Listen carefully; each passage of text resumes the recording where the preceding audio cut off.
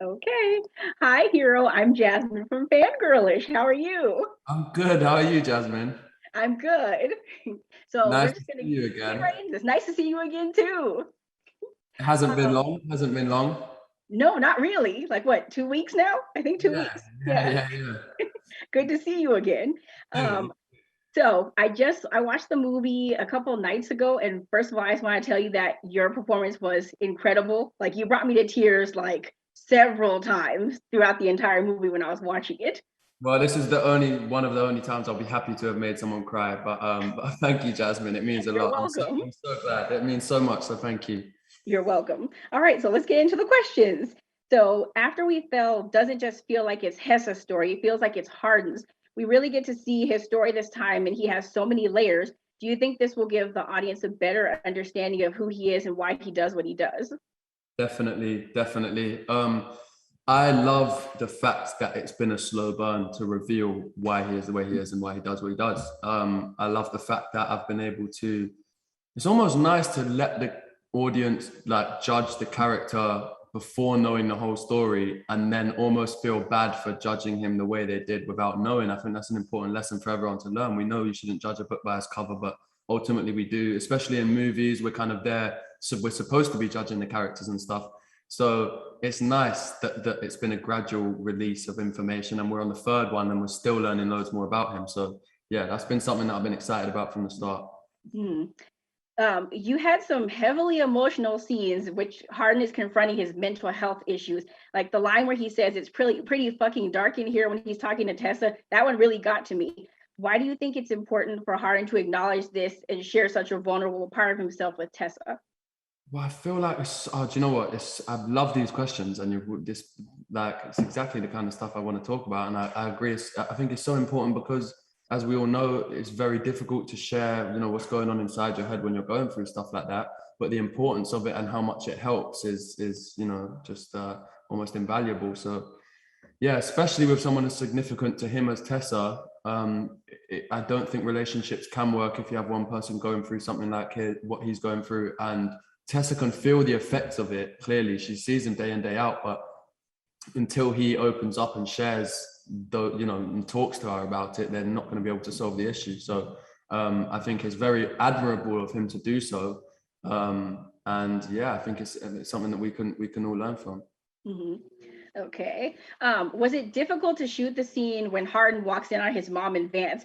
Hardin says some pretty harsh things to Trish, which is like something we're not used to seeing. So, do you think Hardin regretted saying those things to her? You know what? We had a lot of conversations about whether he should say exactly that, and I was one of the people to say, do you know what? I think he would in the emotion. I think he would say something like that. Whether he should have, sorry, whether he regrets it, is a different thing. I think it's fair to say he definitely would. He learns to regret a lot of his actions, but he is trying. He is trying. But it's things like that people are. I feel like we'd all react in a remotely similar way. It's just, and that's why I love how he's such a troubled person, but he just can't catch a break. Do you know what I Yeah. mean? It's like it's not just the fact that he's got all this stuff going on in his head and his past, but like that's a crazy thing to see and witness and react to. So I did enjoy filming it, and yeah, there was a lot of talk about whether he should say what he says to Trish, but I stood by it. I think he would in the moment, and I definitely think he would regret it. Yeah. Okay. During the first two films, you had Anna on set with you. How was it different playing Hardin without her there to talk to? And what was the biggest challenge of not having her on the set? It was almost like having her was like the kind of like practice, and then like it came to a point where we couldn't, and it was like, oh, it's like I didn't have my crutch anymore. It's like learning to ride a bike, and they take the stabilizers off. So it was a little bit, I was leading up to it, we were kind of doing everything we could to get her, to try and get her there. And there's a lot of like politics and obviously stuff about travel with COVID. You can only bring her, a lot going on there. And I would have absolutely loved to have had her there. And it was a bit testing not to, but when I did speak to her, she said, you know what, I have no worries. You guys have got this. You know the characters so well by now. And any questions we had to ask, I was calling her every now and then. I'd say like at least once every week or two. So we stayed in contact, but it was a little bit nerve wracking to do it without her. I would have loved for her to be there, but Okay. And then now that filming is done, do you find yourself missing Hardin's tattoos? A little bit, because I would love to get some. And like, I feel like having them on my body while playing him made me realize like how much I did want to get some. I still haven't yet, but I do not miss the process of putting them on and off. I went on to do a film after and realized, wow, that's incredible when you're only in the makeup chair for like 20 minutes as opposed to 2 hours. So I don't miss the process of putting them on, but I do miss wearing them a little bit. Yeah. Okay. And given the fact that you didn't get a chance to read the after books, did you feel that it made it easier for you to portray Hardin without the pressure of living up to the exact way he's described in the books? Yeah, again, you're wording these questions in such a great way for me to answer them, because that's exactly what it was. I didn't want to be. You're welcome. No, I didn't want to be, not necessarily just like tied down, but like we don't have time to show every aspect of the way he is, and also how he is in the books kind of has to be slightly different to how he is in the films because of the nature of how we started off. With the ratings of the first films, there were certain things that he would do that he couldn't do. And I felt like, because it's not my job to turn the book to a script, it would have been just confusing and would have kind of torn me in two different directions. And I think I would have been almost disappointed that I couldn't portray him exactly how he is in the books, and a number of reasons. And I think Anna kind of agreed with that. And that's why I say, she was like the stabilizers on my bike, because she was what I had to go to when I said, okay, this is something that's in the script, but I'm not sure how it is in the books. I want to stay true to it. What's the situation? And she would tell me. And yeah, so I think the only reason I got away with not reading the books for that exact purpose was because I had her there to answer any questions. Well, I think you nailed it. I think you had a really great grasp on who Hardin is. Thank you. And then I have another question. What's something, because you talk about Anna and how she was kind of like stabilizers for you. What's the thing you treasure most about your friendship with her? Oh, that's a great question.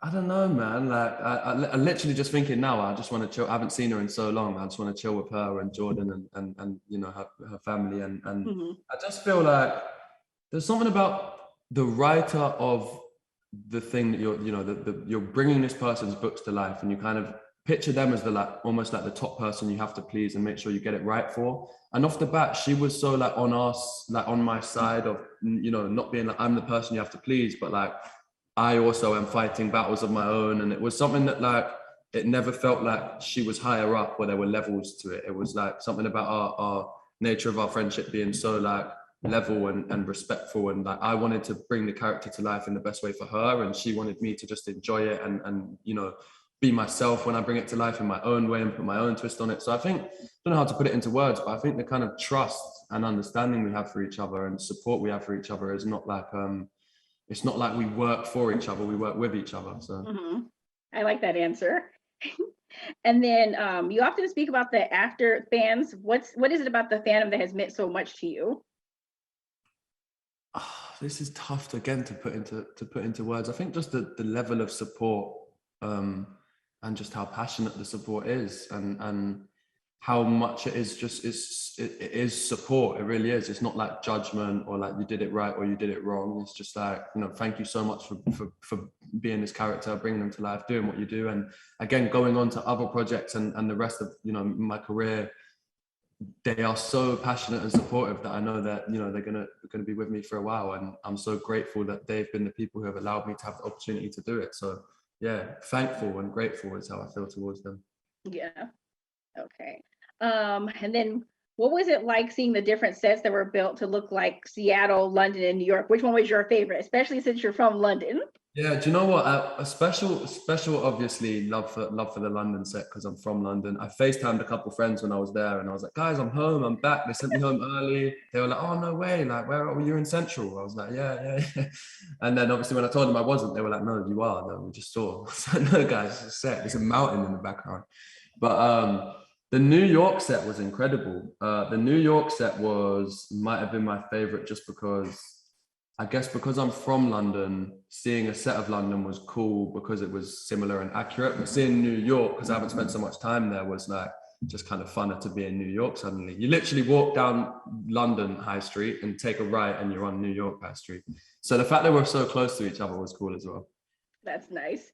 Well, thank you so much for your time, Hero. It was good to see you again. And congratulations on the movie. And I hope everybody loves it when they get to see it in a few days. Thank you, Jasmine. I'm so glad you liked it as well. Always a pleasure talking to you. Thank you for your question. Bye.